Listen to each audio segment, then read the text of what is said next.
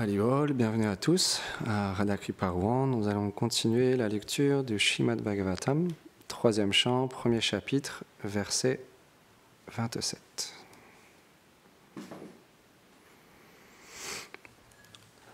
Om Namo Bhagavate Vasudevaya.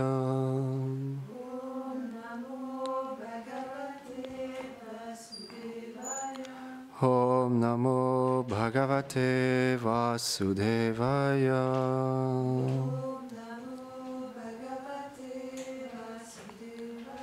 Om Namo Bhagavate Vasudevaya.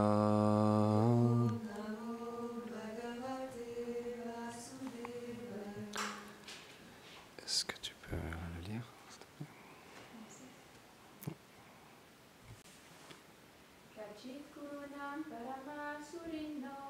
Kashit Kurunam Paramasuno Brahma Saste Sukam Angashori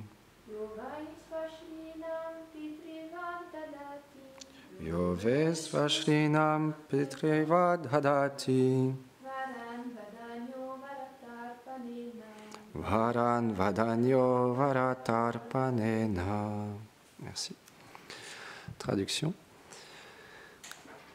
Vasudev, qui est la personne la plus respectée, est un allié très estimé des Kurus, vit-il joyeusement.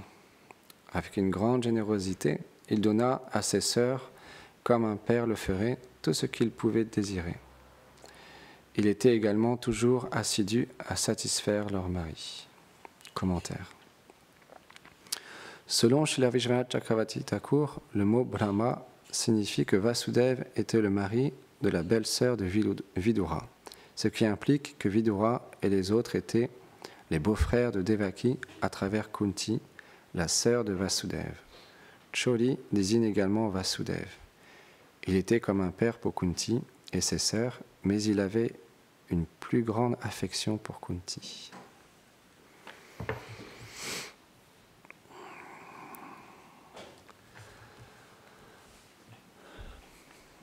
Om Aganati Mirandasya Ganam Janam Sharakaya Shakshun Militam Yena Tasmai Shri Gurave Namaha Namam Vishnu Padaya Krishna Preshtaya Bhutare Shrimati Bhakti Vedanta Swami Niti Namine Namaste Sarasvati Deve Gauravani Pracharine Nirvishesha Shunyavadi Pashyatya Deshatarine Jai Shri Krishna Chaitanya Prabhu Nityananda Shri Advaita Gadadhar Shivasadi Gaura Bhakta Vrindan Hare Krishna Krishna Krishna Hare Hare Hare Rama Rama Rama Hare Hare Vrindaye Tulasi Devyaye Priyaye Keshavasya Krishna Bhakti Pratidevi Satyavate Namo Namaha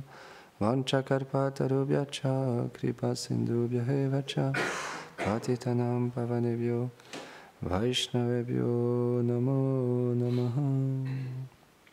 Avant de commencer à parler, j'implore les bénédictions de mon maître spirituel ainsi qu'à Srila Prabhupada, ainsi qu'à Govinda Maharaj, toutes les dévotes et les dévots ici assemblés, pour pouvoir parler sur le Srimad Bhagavatam. On peut voir l'affection qu'a Vasudev pour Kunti. Quand un Vaishnava affectionne quelqu'un, alors cette personne est très fortunée. Mais dans ce cas précis, ce sont deux Vaishnavas qui s'apprécient l'un et l'autre, parce que Vasudev n'est pas n'importe qui, et Kunti n'est pas n'importe qui non plus. C'est pourquoi dans le Srimad Bhagavatam, on est vraiment très fortuné de pouvoir entendre les gloires de toutes ces grandes personnalités, le lien qui les unit et l'appréciation qu'ils ont les uns envers les autres. Comme Vidura. Vidura était vraiment quelqu'un d'extrêmement pieux, avec tellement de belles qualités. il était même prêt à rester dans le royaume de quelqu'un qui voulait tuer les Pandavas, qui étaient les héritiers légitimes du trône. Parce qu'il avait la compassion pour Dhritarashtra, alors il est même resté alors que personne ne voulait de lui dans ce royaume, jusqu'à temps qu'il leur demande de partir. Alors là, parce qu'un Vaishnava, il reste dans un endroit tant qu'on l'accepte, mais au moment où on ne désire plus sa présence, alors il s'en va. Parce qu'en même temps, il y a la compassion, mais il y a aussi ce libre arbitre. Un Vaishnava ne force personne. Il essaye du mieux qu'il peut pour aider les êtres avec tout l'amour qu'il a pour le Seigneur suprême et ses dévots, et toute la compassion qu'il a pour les jivas. Mais il ne force pas. Il conseille, il essaye de guider les personnes pour qu'ils retrouvent le droit chemin, mais en même temps, il y a le libre arbitre. Dhritarashtra, a choisi de suivre sa propre ligne de conduite plutôt que de se référer à Vidura, qui était un grand dévot du Seigneur et qui avait pleinement réalisé les Saintes Écritures et qui connaissait exactement ce que devait faire Dhritarashtra, parce qu'il était très lié au Seigneur suprême. Et donc, à travers cette connaissance, il pouvait guider Dhritarashtra parfaitement. Mais en même temps, il a laissé choisir. Et Dhritarashtra a choisi de ne pas suivre les directions de Vidura. Donc, bien que parfois nous pouvons avoir un ami, quelqu'un qui nous veut du bien, on peut aussi, dû à notre faux ego, à notre illusion et notre désir d'agir par nous-mêmes, ne pas suivre des bonnes directives de personnes qui nous veulent du bien. C'est pourquoi, dans la vie spirituelle, on est tous différents. On a tous des désirs différents. C'est pourquoi, en tant que Gaudiya Vaishnava, on comprend que le Seigneur est réciproque avec chaque entité vivante. Parce que Krishna, il le dit lui-même dans la Bhagavad Gita. Celui qui se donne à moi, je me donne à lui. Mais quelqu'un qui se donne à Krishna pour avoir des bienfaits matériels, alors Krishna est réciproque avec cette personne de la manière dont la personne le prie. C'est pourquoi il existe différentes voies. C'est pourquoi le Seigneur vient en temps, lieu et circonstances où envoie ses dévots, ses représentants, ses associés, pour établir une voie en temps, lieu et circonstances pour un certain type de personnes qui ont un certain type de désir. Mais la connaissance transcendantale reste la connaissance transcendantale. On ne peut pas la changer. On peut essayer de la changer. On peut essayer de l'interpréter pour qu'elle nous arrange, qu'elle soit adaptée à nos désirs. Mais il y aura toujours des Vaishnavas qui viendront pour préserver cette connaissance pure, transcendantale. Parce que malheureusement, dans l'âge de Kali, il y a tellement de fausses conceptions. Des personnes dues à un désir propre de pouvoir ou d'attirer les êtres ou simplement de pouvoir jouir de ce monde, interprètent les Écritures et dévient de la voie pure, authentique, donnée par notre filiation spirituelle. C'est pourquoi nous devons nous référer aux Saintes Écritures données par des purs Vaishnavas, commentées par des purs Vaishnavas. Parce que de cette manière-là, on pourra être sûr que ce qu'on lit et ce qu'on met en pratique, c'est directement lié à notre vérité et au Seigneur suprême. C'est pourquoi les filiations spirituelles authentiques sont extrêmement importantes. Parce que ce sont des âmes réalisées, ce ne sont pas des êtres ordinaires. Mais pour reconnaître une âme réalisée, ce n'est pas facile. Parce que quelqu'un peut avoir une apparence externe très attirante, peut être parlé d'une manière tellement éloquente et peut avoir certains pouvoirs mystiques qui lui sont donnés par le Seigneur suprême, mais il peut utiliser toutes ces choses-là, la beauté, l'éloquence, le charisme, pour attirer les personnes à lui, et non au Seigneur suprême, et même prendre la place du Seigneur suprême.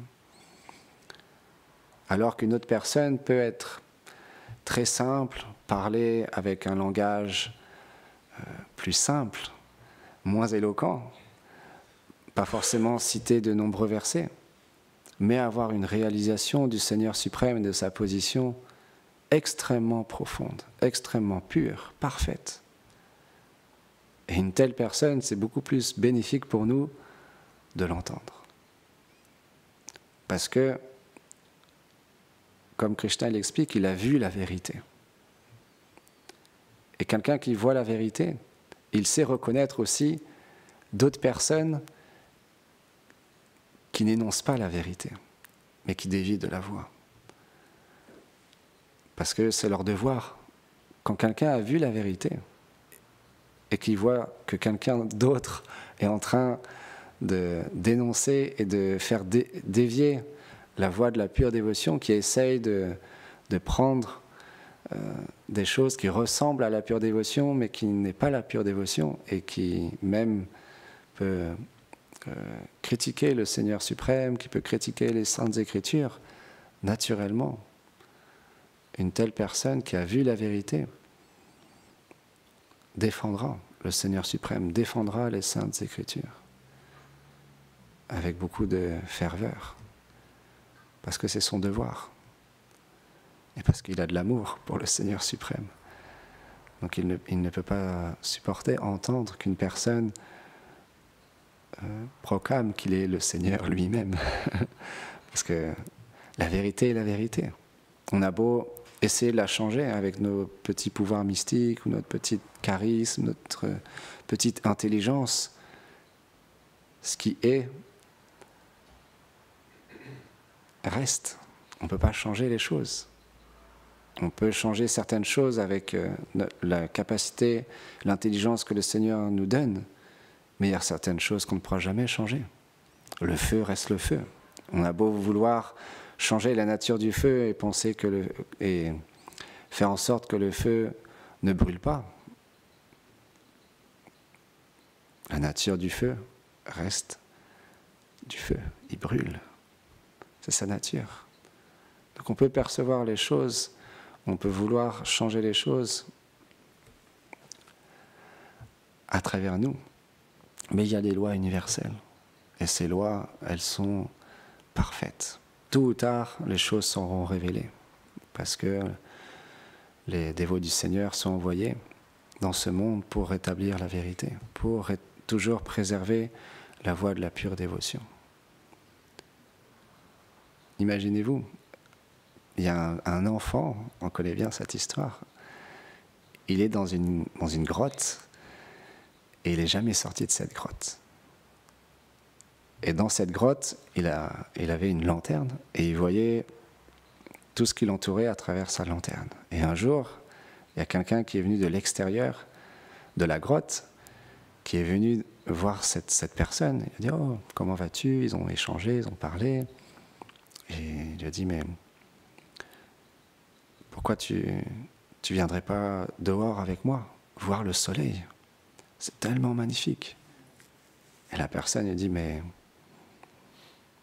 pour voir le soleil, est-ce que je vais avoir besoin de ma lampe torche ?» Il a dit « Mais non. » Il dit « T'es sûr ? C'est avec cette lampe que je vois tout. Que je vois tout ce qui m'entoure. Comment je vais faire pour voir le soleil sans ma lampe ?» Et la personne lui dit « T'inquiète pas, viens avec moi, tu verras. » Et là, il est sorti de la grotte et il a vu le soleil. Waouh ! Qui éclaire des millions de fois plus que sa petite lampe torche. Donc c'est ça. Parfois, nous voyons les choses avec notre petite intelligence et on pense connaître toute chose. On pense connaître toute la vérité. Mais quand viendra le jour où nous pourrons réaliser pleinement notre réalité, pleinement la forme, les attributs du Seigneur suprême, alors tout ce voile de l'illusion partira. C'est pourquoi le service de dévotion, c'est une science. On ne peut pas atteindre le but désiré par notre propre conception, notre propre façon de faire les choses. Il y a une méthode. De la même manière que quand on est malade, on va chez le médecin nous prescrit des médicaments, nous indique à quel moment il faut prendre les médicaments, avant le repas ou après le repas ou pendant le repas. Et si on ne suit pas les directives du médecin, alors on ne va pas guérir. On peut essayer de faire par nous-mêmes, de choisir nos propres médicaments, mais ça va être simplement lié à notre propre conception des choses. Et ça aura une certaine limite. Mais quelqu'un qui est expert, là, on guérira plus vite. Parce qu'il a la connaissance de ce qu'il donne, de ce qu'il enseigne. Un vrai médecin, pas un médecin de pacotille. Quelqu'un vraiment qui peut guérir les gens. Alors maintenant, c'est très rare, c'est vrai. Hein. Mais les purs dévots, c'est la même chose aussi. C'est très rare. Donc c'est pourquoi il faut prendre le temps d'observer un Vaishnava. Il faut prendre le temps de lui poser des questions, s'enquérir auprès de lui, le servir, avec cette attitude de comprendre que je suis un élève qui désire apprendre du professeur. Et donc mon verre est vide.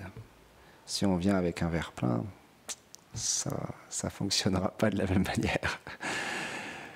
Mais si on vient avec une attitude, alors le Vaishnava, parce qu'il est très miséricordieux, il nous donnera tellement de miséricorde. Parce que la miséricorde, c'est ce que nous avons besoin. C'est la chose essentielle pour avancer dans le service de dévotion. Et cette miséricorde, elle n'est pas compliquée. Il suffit juste de la désirer. On peut être le pire, on peut avoir tous les défauts, mais si on désire obtenir cette miséricorde, alors on l'obtiendra. Parce que nous sommes tous différents. Et nous avons tous quelque chose d'unique qui fait que le Seigneur nous affectionne. Par exemple, j'écoutais hier, ce matin, une petite histoire rigolote. Un jour, au marché, il y avait une pêche. Et il y a un monsieur qui vient au marché et il achète une banane. Il prend la banane et puis il la mange avec beaucoup de délectation. Et la pêche, elle voit ça et elle prie « Oh Seigneur, s'il te plaît, fais-moi devenir une banane. » Le Seigneur il dit « Mais pourquoi tu veux devenir une banane ?» Parce que je veux recevoir de l'affection, je vais être acheté par cette personne. Le lendemain, il lui dit « Ok, si c'est ton désir, deviens une banane. » Le lendemain, la personne, il vient au marché, donc il est devenu une banane, et là, il achète une orange. Et là, de nouveau, la banane, elle dit « Oh Seigneur, fais-moi devenir une orange. » Il dit « Ok. » Et donc là, il enlève la pelure de l'orange et il mange l'orange et il recrache l'orange parce qu'elle n'était pas bonne. Et là, du coup, il dit « Oh Seigneur, fais-moi devenir une mangue. » Et ainsi de suite, et ainsi de suite. Mais à quoi bon? Le Seigneur nous a créés de telle manière. Et on a une relation avec le Seigneur suprême. Qu'on le désire ou pas, c'est expliqué dans les textes sacrés par d'innombrables saints Vaishnavas qui expliquent cette demeure transcendantale où il y a une infinité de relations, rasa, de doux sentiments. Et tous ces saints Vaishnavas ont écrit ces livres à différents moments, à différentes périodes, à des lieux complètement différents. Ils ne se sont jamais rencontrés. Pourtant, ils ont décrit cette même demeure transcendantale de la même manière, à travers leur relation personnelle avec le couple divin. Et on peut retrouver ces écritures qui décrivent cette demeure parfaite, où simplement règne Prema, l'amour. Et il y a de doux échanges à travers ces relations de sentiments de service, d'amitié, parentale et conjugale, ce qu'on appelle les rasa. Et dans cette relation-là, nous-mêmes, nous avons un lien avec le Seigneur suprême. Et dans ce lien, comme Govinda Maharaj expliquait l'autre jour, nous vivons pleinement dans cette relation. Et nous sommes pleinement satisfaits dans cette relation. Parce que c'est notre Ishtadev, comme l'expliquait, c'est notre désir de relationner avec le Seigneur suprême parfaite. Et à travers cette relation, le Seigneur, lui aussi, il nous aime d'un amour infini. Parce qu'il affectionne notre personne, qui nous sommes véritablement. Et c'est ça que le Srimad Bhagavatam nous donne, que les Vaishnavas nous donnent. Mais pour qu'on puisse atteindre cette perfection, alors, naturellement, on doit emprunter la méthode donnée à travers la filiation spirituelle authentique qui nous mène à ce but, d'une âme réalisée qui a vu le Seigneur suprême et qui connaît sa vérité, qui peut nous apprendre à redécouvrir qui nous sommes en enlevant toutes ces couches qui nous recouvrent. Il y a un travail, c'est pas juste une spiritualité passive, c'est dynamique. On fait des choses, on accomplit des actions pour faire plaisir au Vaishnava, pour faire plaisir au Seigneur suprême. Et à travers ces actions, on purifie notre être. C'est un processus de purification et en même temps d'éveil spirituel.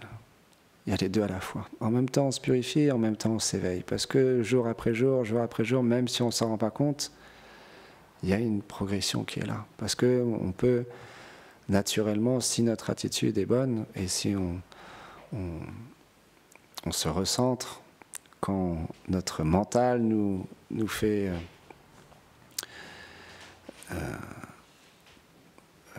agir d'une manière néfaste ou nous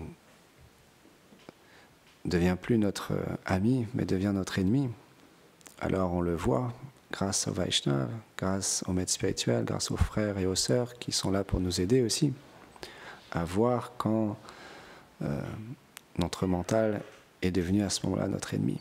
Et par leur miséricorde, alors on se reprend et de nouveau on se repositionne. Parce que c'est normal aussi de parfois chuter. Parce que l'énergie matérielle est très puissante. Les impressions de ce monde sont très puissantes. Et notre propre ego, faux ego, est très puissant aussi. Donc ça prend du temps. Mais le temps, ce n'est rien. Parce qu'il n'y a rien de plus merveilleux que de s'éveiller à sa véritable nature. Donc même si ça prend du temps, c'est, comme on dit, c'est un placement en banque qui est sûr de donner un résultat positif. Il n'y aura pas de résultat négatif. Parce que quand on emprunte ce chemin, chaque pas emprunté, c'est un acquis. Et dans notre vie suivante, si on n'a pas pleinement atteint la perfection dans cette vie, on recommencera dans la vie suivante là où on s'est arrêté. Donc, il n'y a pas de perte, il n'y a que du gain dans l'éveil spirituel. Simplement, nous devons Si je pensais qu'elle n'était pas à l'heure. Nous devons simplement faire attention au Vaishnav Aparad, Guru Aparad. Parce que c'est la chose la plus néfaste à notre éveil spirituel.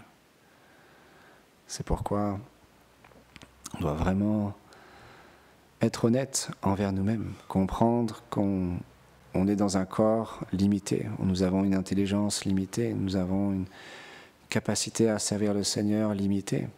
Et nous sommes une petite personne qui essaye d'offrir un service à son maître spirituel, à l'affiliation spirituelle, avec du mieux qu'il peut, mais dû à mes sens imparfaits. Alors parfois je me trompe, parfois j'échoue, parfois j'offense telle personne, parfois j'agis mal, parfois mon mental me joue des tours. Mais je veux continuer.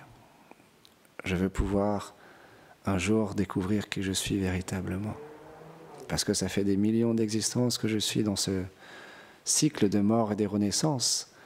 Et j'ai foi que par le processus du service de dévotion, un jour ou l'autre, j'atteindrai la perfection. Ça, j'en suis sûr. Parce que la méthode qui est donnée, les écritures qui sont données par les purs Vaishnavas, ils sont tellement précis, tellement beaux, tellement touchants, tellement authentiques. Qui pourrait prétendre défaire les textes des acharyas? Qui pourrait prétendre défaire le Srimad Bhagavatam, le Jivadharma, le Bhagavad Gita, le Shri Chaitanya Charitamrita, l'Upadeshamrita, tellement d'autres écritures. Il y a des centaines de milliers d'écritures. Et à cette époque-là, les Vaishnavas étaient tellement qualifiés. Srila Rupa Goswami, que nous avons accueilli sur notre autel par sa miséricorde, il a souhaité venir ici, dans ce temple de Radha Kripa. Ils écrivaient d'un seul trait. Il n'y avait pas d'ordinateur à l'époque. Mais quand ils écrivaient, tout était parfait. Et lisez le Bhakti Rasamrita Sindhu. Toute la science du service de dévotion qui est expliquée par Srila Rupa Goswami d'une manière parfaite. C'est des livres c'est des joyaux. Et des livres comme ça, il en existe encore et encore et encore et encore, il y en a plein. Et les conférences que les acharyas donnent, même de nos jours, quand on entend Srila Prabhupada, qui pouvait défaire Srila Prabhupada?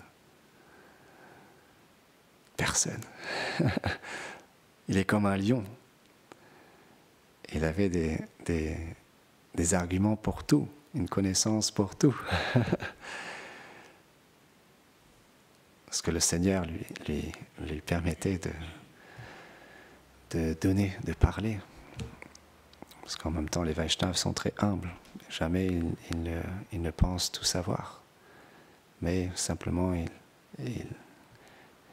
ils savent que comme ils sont des dévots du Seigneur, alors le Seigneur peut les mettre en pouvoir. Et par la grâce du Seigneur, ils peuvent défier n'importe qui. Parce qu'ils ont un pouvoir qui leur est donné du Seigneur directement. Donc leur parole est très puissante. Et ce qu'ils ont transmis est très puissant. Parce que c'est lié à la transcendance. C'est pourquoi on doit avoir foi dans nos acharyas, on doit avoir foi dans les Vaishnavas. Et comprendre que ce sont nos meilleurs amis, ce qu'ils nous ont laissé et ce qu'ils continuent à nous donner. Ce sont les choses les plus précieuses qu'on peut obtenir. Ça n'a pas de limite, parce que c'est lié à notre éternité, à notre vérité. Ce n'est pas lié à ce corps. Alors certes, ça tranche, parce que la connaissance, elle révèle la vérité. Donc en même temps, elle tranche les fausses conceptions. Donc ça remue beaucoup de choses. Mais ce n'est pas parce que ça remue beaucoup de choses que ce n'est pas nécessaire et que ce n'est pas pour notre bien, au contraire. Parce que le but des Saintes Écritures est préma, l'amour le plus pur. Il tranche toutes ces fausses conceptions, toutes ces fausses identifications, il nous explique les gunas, le monde matériel, tout ça pour nous permettre un jour de goûter préma, l'amour le plus pur. C'est leur seul objectif, parce que c'est ce qu'ils vivent au quotidien, c'est ce qu'ils ont réalisé dans leur cœur. Ils ont écrit des livres pour nous permettre d'atteindre l'imperfection, mais ils ont aussi écrit des livres qui décrivent cette perfection. Il y a les deux aspects. Sambandha Habideya Prayojan. Ils ont tout donné. Nos acharyas ont vraiment tout donné. Le moyen, le processus et le but. Tout. Donc on peut juste que dire Srimad Bhagavatam ki jai, nos acharyas ki jai, Go Premanande Haribo.